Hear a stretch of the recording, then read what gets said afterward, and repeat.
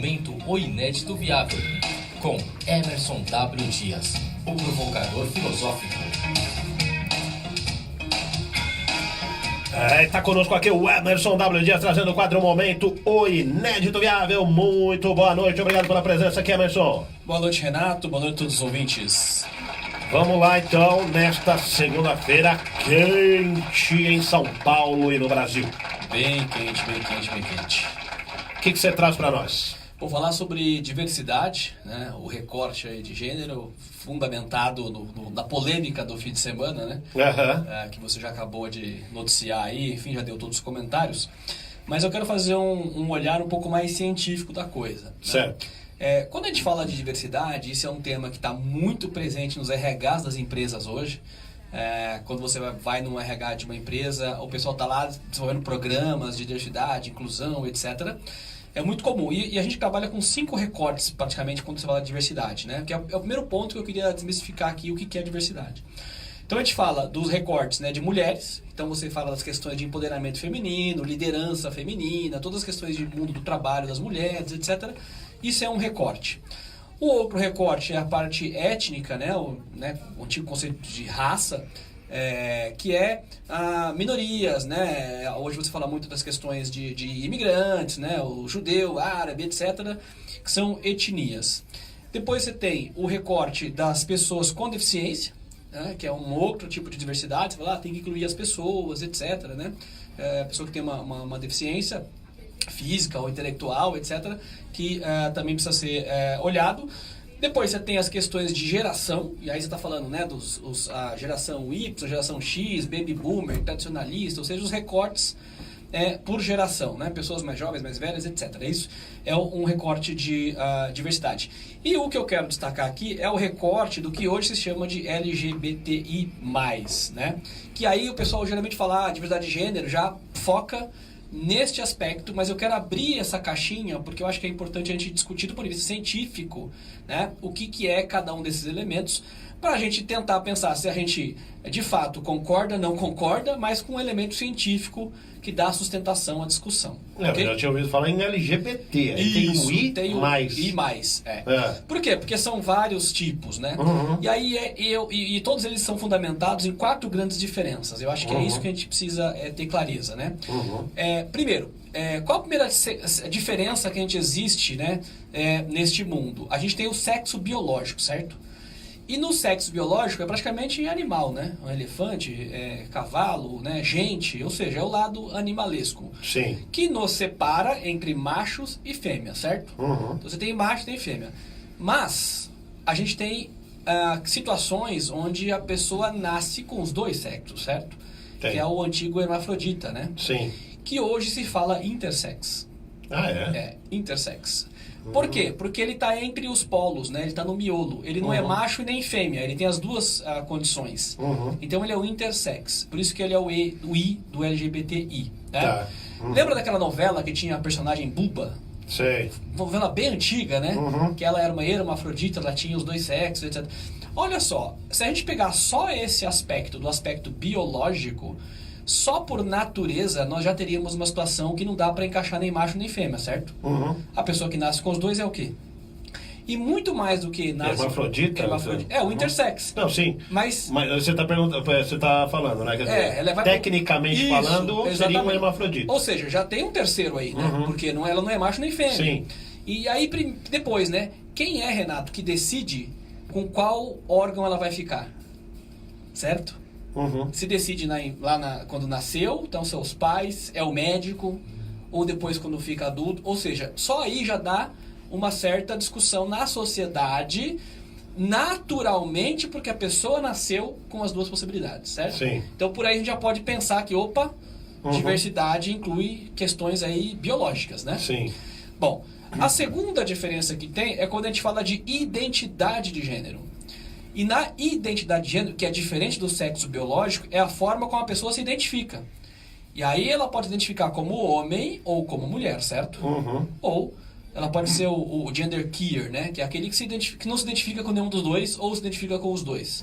Tem casos até de crianças que tem essa situação. Sim. Né? Ele não se identifica como homem nem como mulher, que é a identidade. E depois você tem a expressão do gênero, que é o modo como a pessoa expressa a sua identidade, que pode ser diferente de homem e mulher, e macho e fêmea, porque nós estamos falando de masculino e feminino. Ou seja, o modo como eu expresso o meu gênero, ele pode ser masculino ou feminino, mas isso está muito atrelado à cultura. Por quê?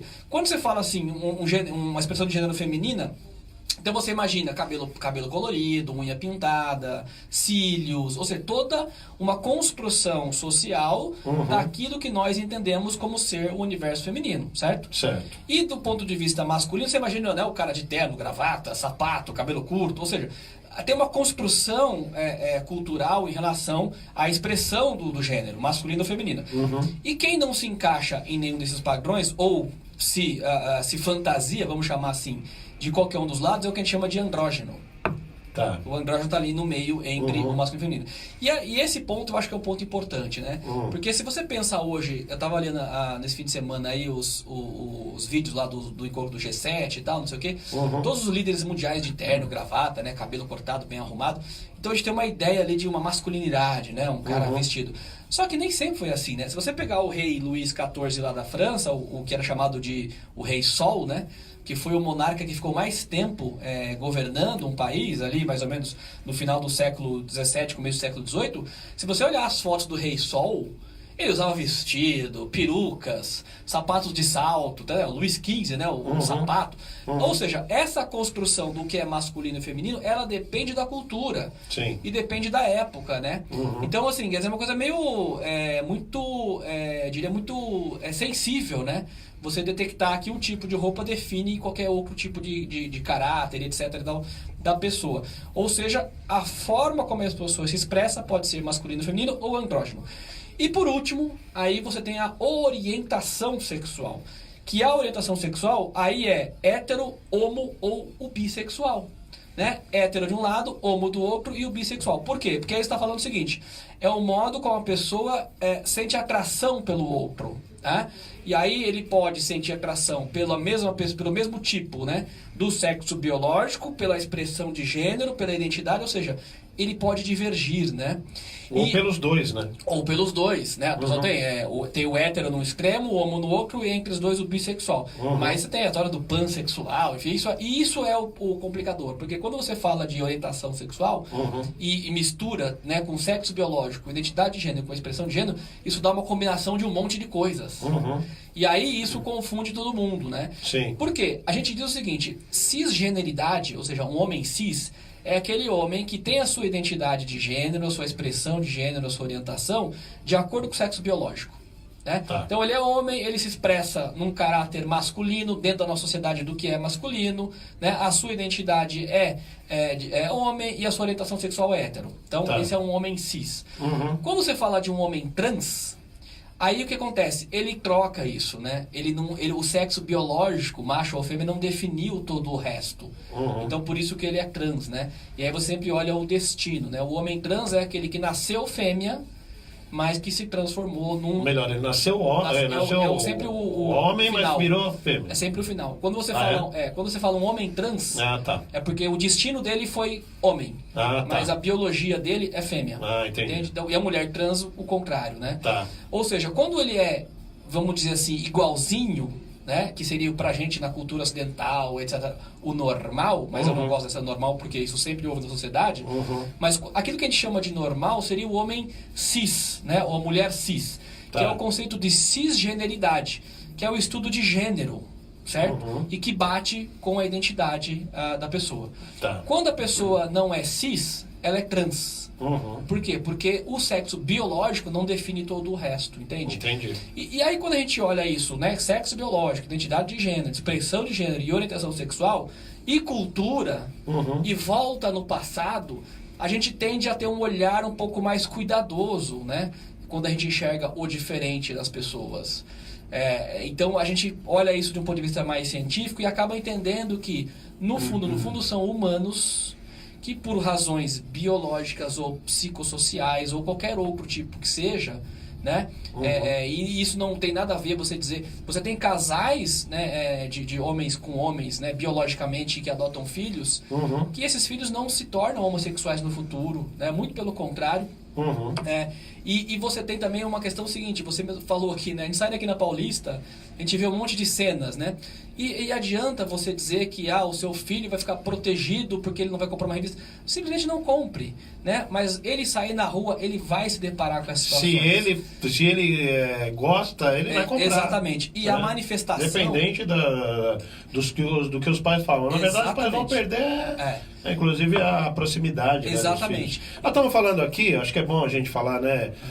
De uma maneira, que você trouxe aqui, de uma maneira científica. Sim. Estamos aqui fazendo proselitismo, Exato, né, exatamente. disso ou daquilo. Mas as pessoas, a gente não pode colocar uma sombra na frente dessas coisas, porque politicamente, o presidente tem um viés assim, o outro... Não se trata de política isso. Apesar das políticas voltadas serem importantes, né? Políticas não no sentido partidário, né? Sim. De haver políticas para essa finalidade, porque são pessoas como quaisquer outras, né? Exatamente. E eu acho importante, Renato, a gente trazer essa discussão científica, porque o simples fato de nascerem pessoas, né, intersexo, ou o antigo hermafrodita, já nos dá uma concepção real de que as coisas não são tão assim como a gente imagina preto no branco, né? Ou seja, numa situação, imagina que na sua família nasça uma criança e essa criança seja intersexo, ela venha com os dois sexos, biologicamente. O que você vai fazer com essa criança? Percebe? Eu não vou catalogar como fêmea, nem como... Eu vou esperar ela que vai decidir, quando né? crescer e tal. Ou seja, numa situação natural, a própria biologia te ofereceu a situação e você vai ter que lidar com ela, que é um caso real, prático, e tem muitos casos aí na sociedade. Sim. Se a partir do biológico já tem situações que não são nem lá nem cá, imagina no psíquico. Imagina no comportamental, imagina no cultural, ou seja, a imensidão de possibilidades que se abre o leque para as pessoas serem o que quiser serem, né? E isso não tem necessariamente influência direta dentro da família e nem no DNA. A ciência ainda não responde todas as nossas perguntas em relação a isso, e o princípio universal de toda e qualquer religião é o amor.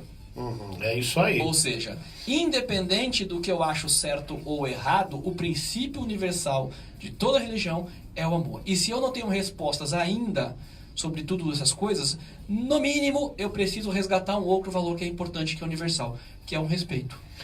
Você falou num ponto muito importante, porque muitas famílias são destruídas por causa disso. Exato. Né? Ou pela opção, ou porque, como você disse, nasceu de uma maneira, né? De uma maneira ou de outra, enfim, e depois também muda a forma de ser, e as famílias, né?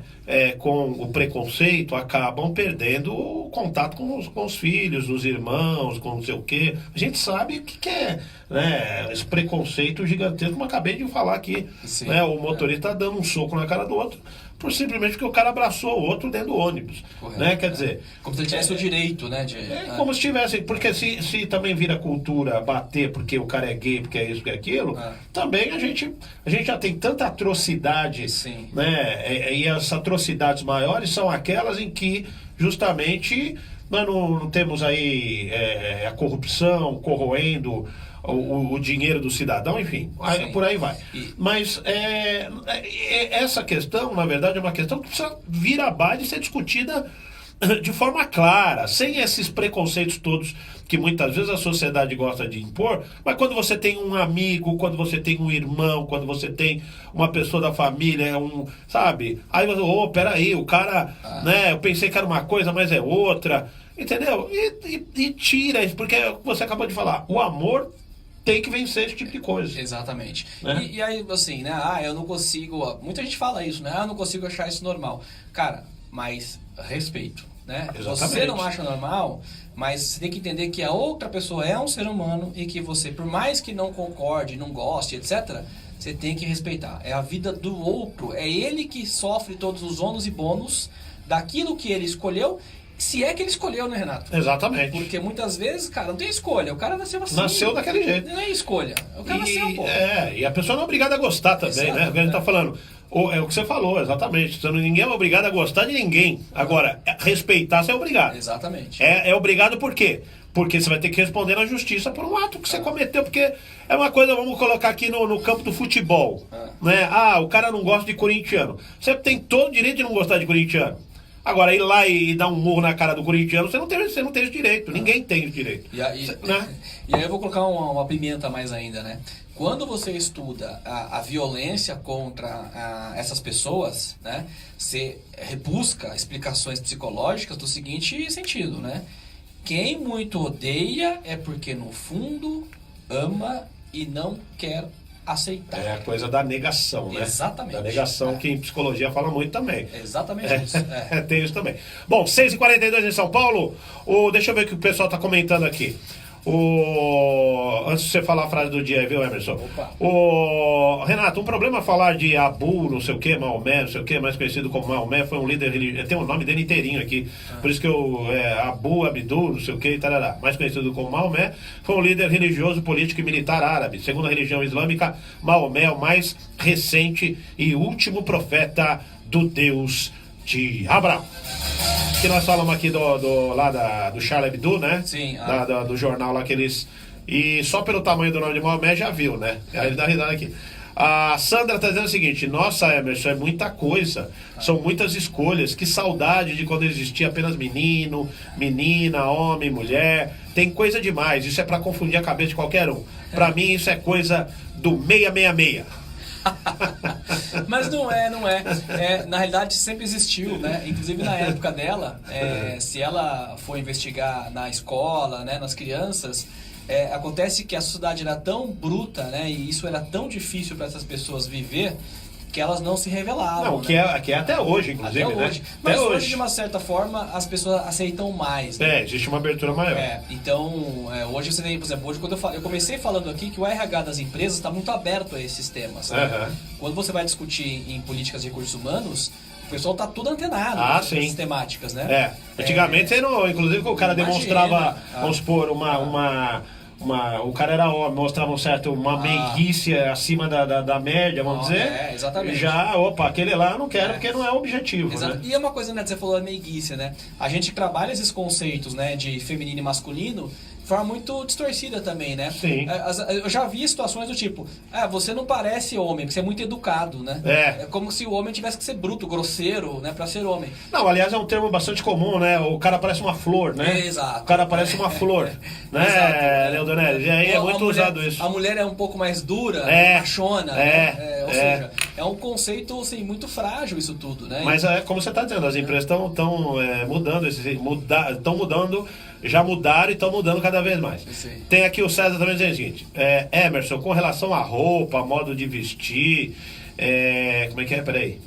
Ixi, tá grande aqui o negócio, hein? Eu já sofri com isso, por gostar de hip hop, de rap. Eu usava calça larga, bem no estilo dos raps. César, eu lembro do César cantando lá os hip hop lá, eu lembro, viu, César? E aí é o seguinte, no meu primeiro trabalho, isso ficou difícil quando eu fui transferido para o setor administrativo. Opa. E o meu superior na época não falou diretamente comigo, mas passou para o meu gerente, e talvez isso tenha sido um dos motivos que deu a minha demissão, porque eu não mudei minhas roupas. Tá aí, ó. Exato, exatamente. Então, hoje, por exemplo, a sociedade aceita muito mais isso. Você vai nos RH das empresas, as pessoas discutem isso aí, entendeu? Use a roupa que você quiser usar. Até muito pouco tempo atrás, você trabalhando no administrativo, cara, você tem que usar social, entende? Não tem outra vestimenta, né? Não, Aí a questão é, né, Renato? Até que ponto a roupa representa caráter, a roupa representa competência, né?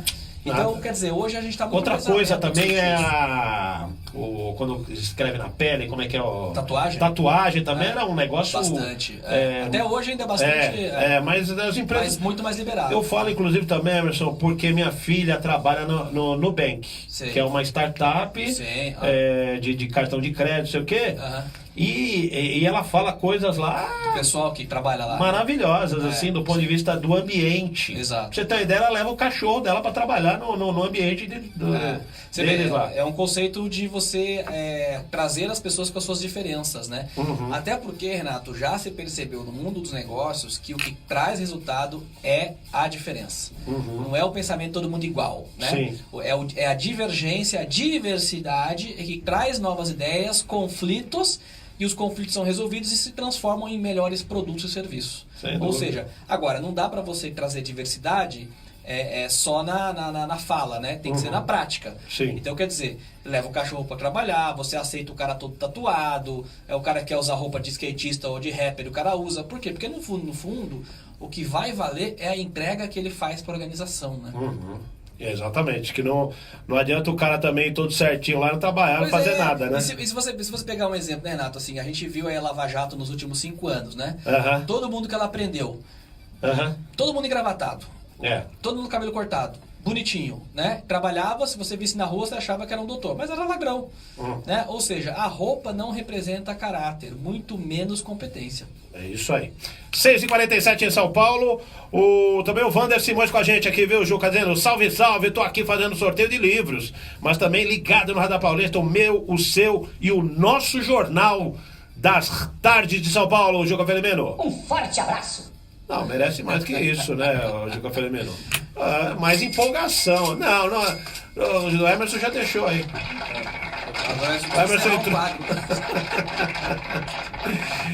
6h47. Olha, o papo 6h47 já? Já. Tem uma pauta aqui gigantesca ainda. E eu preciso dar aula ainda. E a Sandra Svezia, o que eu não gosto é do exibicionismo. Tá dizendo aqui a Sandra Svezia, né? Pois é, eu acho, né, assim, sempre você vai ter exageros de parte a parte, né? Eu acho que sempre há, né? E o exagero, de fato, ele sempre vai causar um incômodo. Mas eu acho que é uma aprendizagem da sociedade, entende? A partir do momento que a gente entende que isso é normal, que cada um tem seu espaço, né?